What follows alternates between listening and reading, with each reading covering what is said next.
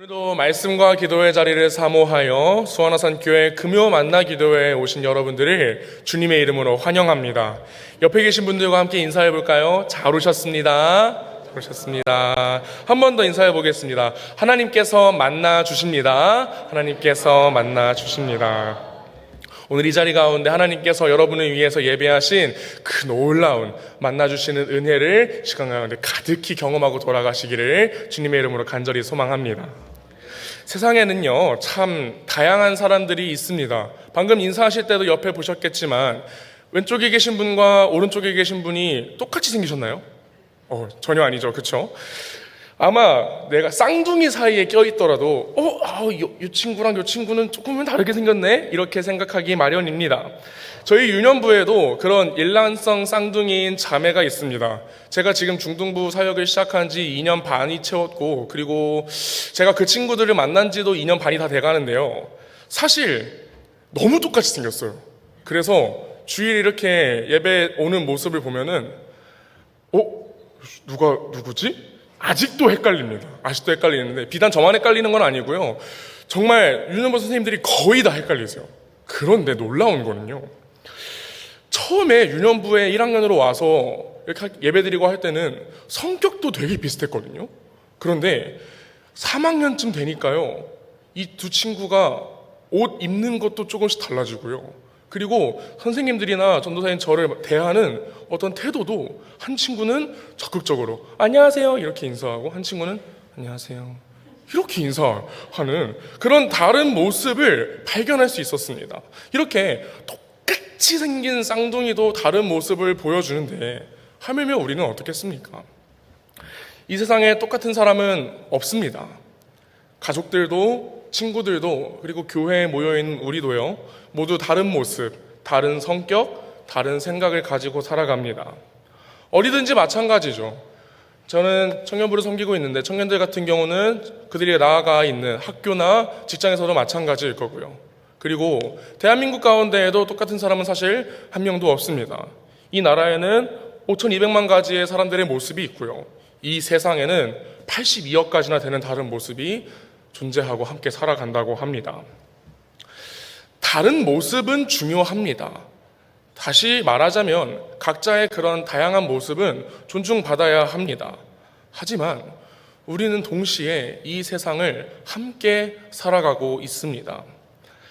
각자의 세상을 나만을 위해서 살아갈 수는 없습니다. 우리 모두가 이 땅을 함께 밟으며 살아가고 있고요. 그래서 각자의 모습을 우리는 존중하면서도 동시에 우리 가운데 통일된 모습, 함께 무언가를 약속하고 함께 한 방향을 보고 걸어갈 수 있어야 합니다. 하지만 우리는 잘 알고 있습니다. 이것이 쉬운가요? 이것만큼 어려운 게 이 세상에 없습니다.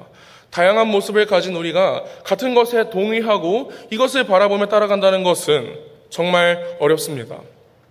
아까 말씀드렸다시피 세계 각지에도, 우리나라에도, 그리고 매일같이 둘러 모여 함께 삼시세끼를 먹으면서 이야기를 나누는, 함께 마음을 나누는 가족들조차도 우리는 이러한 그 다름으로부터 오는 어려움을 겪고 있습니다.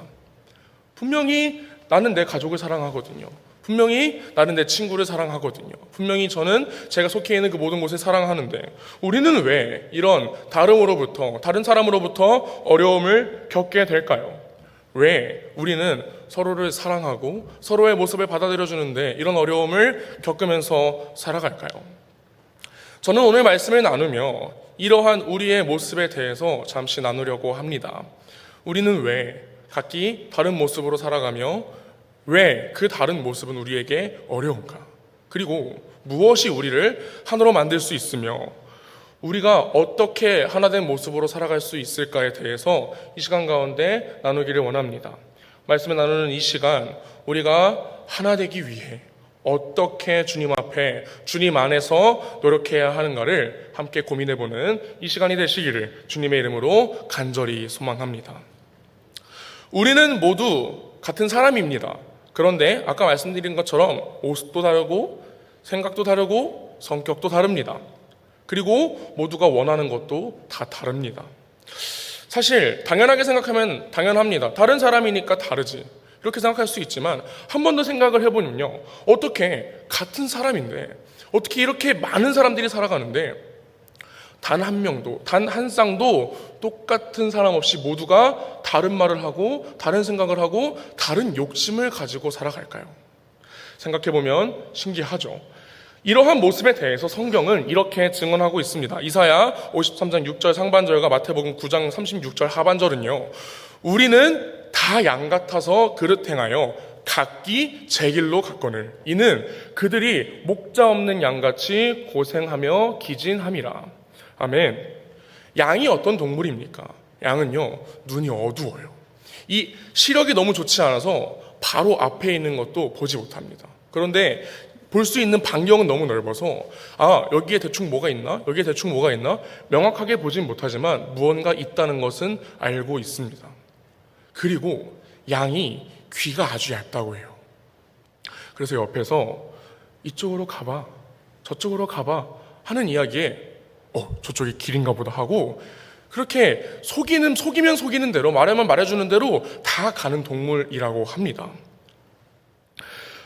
사랑하는 여러분, 우리를 그러한 양처럼 우리의 눈을 어둡게 하고 우리가 갈 길을 가지 못하게 하고 정말 우리가 가면 안 되는, 우리가 가서는 안 되는 그런 길을 가게 하는 것이 무엇입니까? 그것은 바로 죄입니다. 죄는요, 우리가 갈 방향을 보지 못하게 하고 우리로 하여금 그릇 행하여 각기 제 길로 가게 합니다. 우리는 그런 우둔한 양과 같아서 죄와 사망의 권세가 몰고 가는 대로 갑니다. 그 죄는요, 우리의 눈을 가려서 우리가 어디로 가야 하는지 정확하게 바라보지 못하게 하고 그 권세는 우리가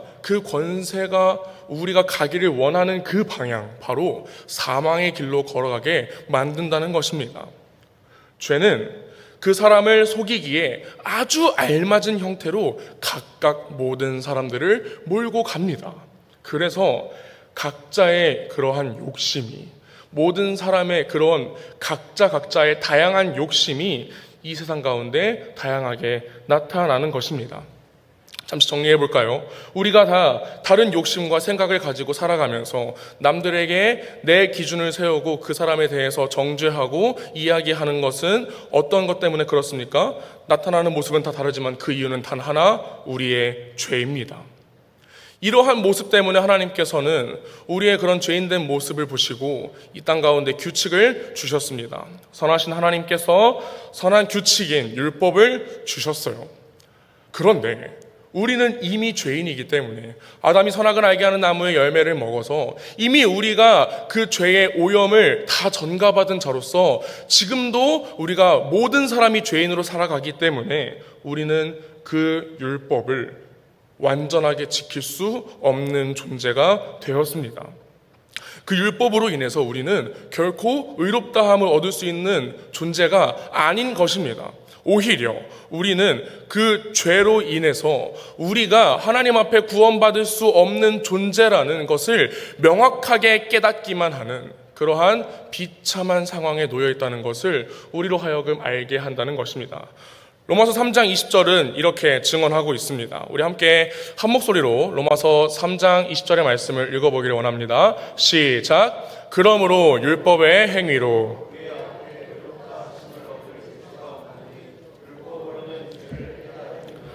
아멘.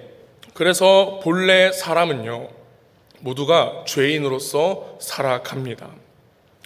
그 똑같은 문제의 원인을 가지고 각기 다른 모습으로 죄를 지으며 서로를 미워하며 서로를 어렵게 하며 그 모든 관계를 무너뜨려 가며 살아갑니다. 이러한 이야기는 갈라디아서의 어떤 추상적인 이야기에서 그치는 것이 아닙니다. 이러한 이야기는 옛날의 교회 가운데 있었던 이 초대교회들 사이에서 있었던 성경 속의 이야기에서 끝나는 것이 아니었습니다. 이러한 모습은요, 우리의 삶에서도 나타납니다. 가정에서도 그렇습니다. 부부가 서로를 이해하지 못합니다. 부모와 자식이 서로를 이해하지 못하고요. 형제와 자매가 서로를 이해하지 못합니다. 사회에서도 그렇습니다. 사회에 살아가는 모든 사람들은 각자의 기준을 가지고 나의 그 기준을 장벽으로 세워놓고 내 기준에 올바르지 않은 사람들을 판단하며 모든 사람들과 싸워가고 있습니다. 교회에서만큼은 그러지 않았으면 좋겠는데 우리 각자가 나름대로의 그런 어려운 모습들을 가지고 살아가기도 합니다. 자신이 모든 것을 판단하는 그런 하나님과 같은 자리에 서고자 했던 그 아담의 모습이요. 옳고 그름을 분별하게 하는 나무의 열매를 먹음으로 하나님과 같은 존재가 되기를 원했던 아담과 같은 모습이 우리에게도 나타난 것입니다. 그리고 아담이 그러한 죄를 범한 결과로 맞이한 그 죽음이 이제는 나의 삶, 나의 죄인된 삶의 몫이자 결과로 나타나게 될 것이라는 것입니다. 그래서 우리는 서로를 미워합니다. 나의 죄 때문이에요. 내가 죄인이기 때문에 사람들은 서로를 미워하며 살아갑니다. 하나님을 미워하고 이웃을 미워하며 심지어는 나 자신까지도 미워했습니다. 하지만 그런 우리의 모습을 보시고 하나님께서는 그저 내버려 두지 않으셨습니다. 하나님께서는 우리의 그 모든 문제를 해결하기 위해서 죄 때문에 하나님을 등지고 각기 제 길로 원하는 대로 가며 이웃과의 모든 관계 그리고 나 자신까지 사랑하지 않는 그 모습을 보시고 안타깝게 여기시면서 우리에게 그 모든 것들을 해결할 수 있는 방법을 주셨습니다. 그렇게 하나님께서 우리에게 베풀어 주신 은혜가 무엇입니까? 바로 예수 그리스도의 십자가 은혜입니다. 예수 그리스도께서 십자가 달려 죽으심으로 우리의 모든 죄 때문에 우리가 받아야 되는 그 모든 처벌, 모든 형벌을 십자가에서 다 대신 받으시고 그리고 그 십자가 가운데 죽으신 뒤에 3일 만에 부활하심으로 우리를 그 이전과 같은 삶이 아니라 우리에게 그 영원한 생명을 바라보며 살 수 있는 소망을 가진 삶을 우리에게 선물로 주셨습니다. 사랑하는 여러분, 이 복음을 믿으십니까? 그것을 우리가 어떻게 받았나요? 그 은혜를 우리가 어떻게 누리게 되었습니까? 우리가 무언가 잘해서 그것을 받게 되었나요? 하나님 앞에 하나님 제가 이만큼 했습니다. 하나님 제가 좋은 일을 이만큼 했습니다. 그러니 이제 저 구원해 주세요. 우리가 이런 세상의 기준으로 세상의 방법으로 그것을 구원을 받았습니까? 로마서 3장 28절은 이렇게 이야기하고 있습니다. 그러므로 사람이 의롭다 하심을 얻는 것은 율법의 행위에 있지 않고 믿음으로 되는 줄 우리가 인정하노라. 우리가 그 구원의 은혜를 받을 수 있는 방법은 단 하나입니다. 믿음입니다. 우리를 위해 십자가에 달리신 예수 그리스도를 믿는 것입니다. 그 십자가 가운데서 우리를 위해서 죽으신 예수 그리스도의 사랑을 믿는 것입니다. 그리고 우리를 다시 그 예수 그리스도의 모습과 같이 다시 한번 살아나게 할 것이라는 예수 그리스도의 하나님의 그 놀라운 계획을 믿음으로 말미암아 생기는 소망 가운데 살아가는 것입니다. 사랑하는 여러분, 우리 가운데 예수 그리스도의 그 사랑, 하나님의 그 놀라운 은혜가 우리 가운데 끊어지지 않게 되기를 주님의 이름으로 소망합니다. 그리고 그 믿음을 가지고 나는 구원받은 자라는 확신을 가지고 아까 말씀드렸던 죄와 사망의 권세로 인해 나아가게 되는 죄와 사망의 권세로 세워져서 죄와 사망의 권세 가운데 이전의 모습대로 이전에 남들을 미워하고 남들을 속였던 그러한 모습과는 이제 다른 모습으로 살아가게 되기를 주님의 이름으로 원합니다. 우리는 바뀌어야 합니다. 아담의 모습으로 인해 죄를 짓던 아담의 모습으로 인해 남들을 판단하고 남들을 몰아세웠던 구원받은 자로서 그것을 지켜야 하기 때문에가 아닙니다. 구원받은 자로서 그것을 지켜야만 우리가 구원을 계속해서 놓치지 않고 붙잡을 수 있기 때문이 아닙니다. 구원받은 자라면, 하나님께 은혜를 받은 자라면 그러한 모습이 나타나야 하는 것이 분명하기 때문입니다. 그래서 우리의 모습 가운데 구원받은 자로서의 감격의 모습이 나타나면 좋겠습니다. 내가 그렇게 살려고 애써서 나 자신까지 속여가면서 그런 모습으로 살아가는 것이 아니라 정말 누가 보더라도 저 사람은 기쁜 모습으로 살아가고 있어. 저 사람 예전에 저렇게 살지 않았는데 기뻐하는 모습 가운데 그 기쁨 가운데 저렇게 살아가고 있어 라고 누가 보더라도 이야기할 수 있는 그런 삶으로 살아내기를 원합니다. 그리고 아까 말씀드렸던 각기 제 길로 가던 각자의 욕심대로 살아가던 그 모든 모습을 다 버리고 이제는 우리가 주님 안에서 하나된 모습으로 한 방향을 가지고 주님께로 나아가게 됐으면 좋겠습니다. 우리는 무엇이 똑같아야 할까요? 우리는 무엇으로 하나가 될 수 있을까요? 사랑하는 여러분, 우리 모두가 같은 은혜를 입었다는 것을 잊지 마시기를 바랍니다. 그래서 같은 은혜를 받았기 때문에 우리는 이제 같은 것을 회복을 받게 됩니다. 방금 읽었던 갈라디아서 3장의 본문을 누가복음 15장 가운데 우리가 발견할 수 있는, 우리가 볼 수 있는 탕자의 비유와 함께 생각해 보기를 원합니다. 우리는 한 분만을 섬기게 됩니다. 이제 우리는 하나님을 다시 우리의 아버지로 섬길 수 있게 됩니다. 26절의 말씀을 한번 한 목소리로 읽어보기를 원합니다. 시작. 너희가 다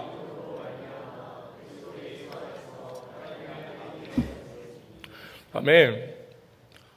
누가복음 15장에 등장하는 그 탕자는 아버지 앞에 어떤 마음으로 나아갑니까? 내가 아버지께 나아가면 아버지가 나를 살려주실까? 아버지가 나를 죽이진 않을까?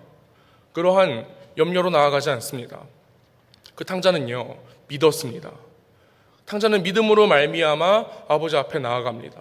내가 너무나 비참한 존재고 너무나 죄인된 존재지만 적어도 아버지 앞에 나아간다면, 아버지께로 돌아간다면 내 생명은 지킬 수 있겠구나, 내가 죽지는 않겠구나라는 생각을 가지고 아버지께로 돌아갑니다.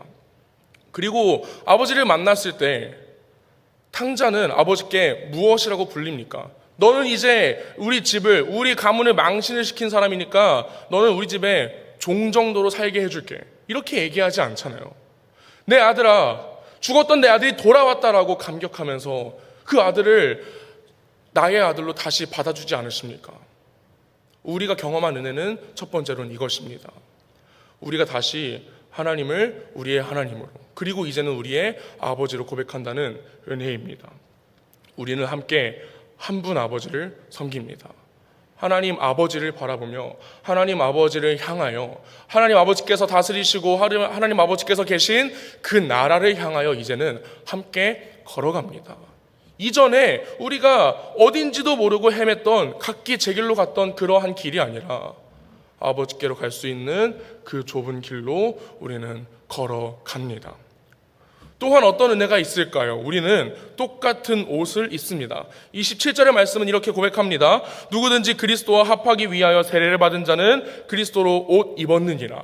아멘. 그렇게 집으로 돌아온 아들에게 아버지께서 얘가 좀 추워 보이니까 아무 옷이나 좀 옷장에서 꺼내서 입히시오 라고 이야기하지 않잖아요.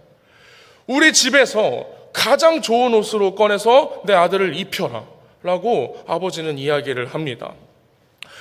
그것은 무엇이냐면요, 단순히 그냥 좋은 옷을 입었다 해서 끝나는 이야기가 아니라 가장 좋은 옷을 입었으니 이제 아들은 그 집에서 가장 좋은 대우를 받게 됩니다. 아들로서 잃어버렸던 모든 지위를 회복하는 것입니다. 다시 그 집의 아들로서 그 집에 있는 모든 사람들에게 인정받고 살아가는 것입니다. 우리의 모습이 그렇습니다. 우리는 이제 이 땅에 살아가면서 그저 하나님을 아버지라고 부르며 우리만 하나님을 그렇게 섬기는 것으로 끝나지 않습니다. 아버지께서도 우리를 그리스도로 옷 입혀 주심으로 인정을 받는 것입니다. 이제 우리는 이 땅에서 누구의 이름으로 살아가는 것이 아니라 예전에 내가 의지했고 예전에 내가 생각했던 그것을 붙잡고 살아가는 것이 아니라 그리스도로 옷 입은 자로서 그리스도의 모습으로 살아갑니다. 이것을 보고 초대교회 근처에 살았던 사람들은 그 사람들을 그리스도인이라고 불렀다고 합니다. 우리는 이제 그리스도인으로 살아갑니다. 물론 저는 보은아파트에 살고 있는 윤준열이죠. 하지만 저는 그 가운데 그리스도인으로 살아갑니다. 우리 전도사님 가운데는 총신대학교에 다니고 계시지만 이제는 그리스도인으로 살아가는 것이죠.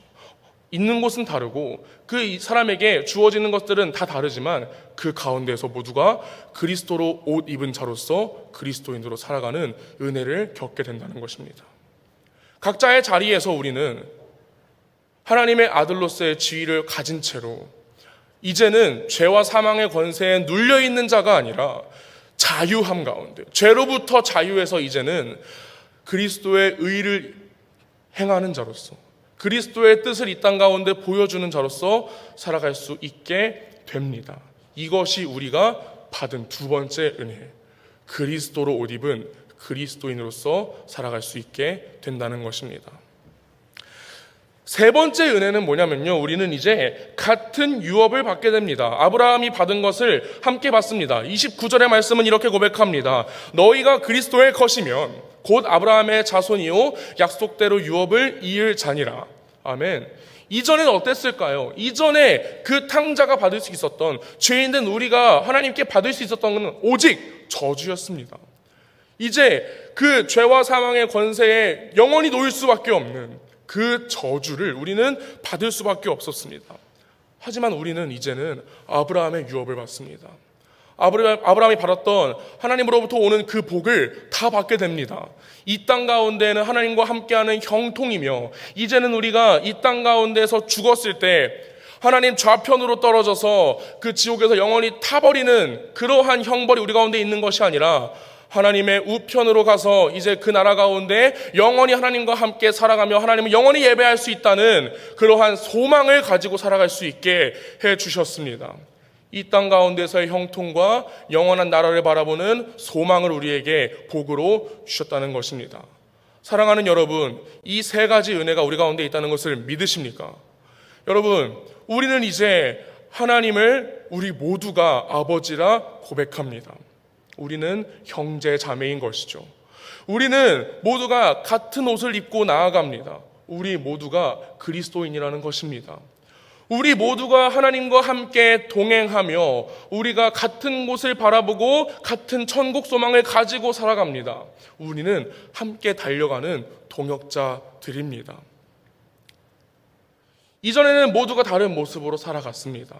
그렇지만 이제는 우리가 똑같은 모습으로 살아갑니다. 이제는 우리는 하나입니다. 갈라디아서 3장 28절을 세 번역으로 함께 읽어보면 좋겠습니다. 시작.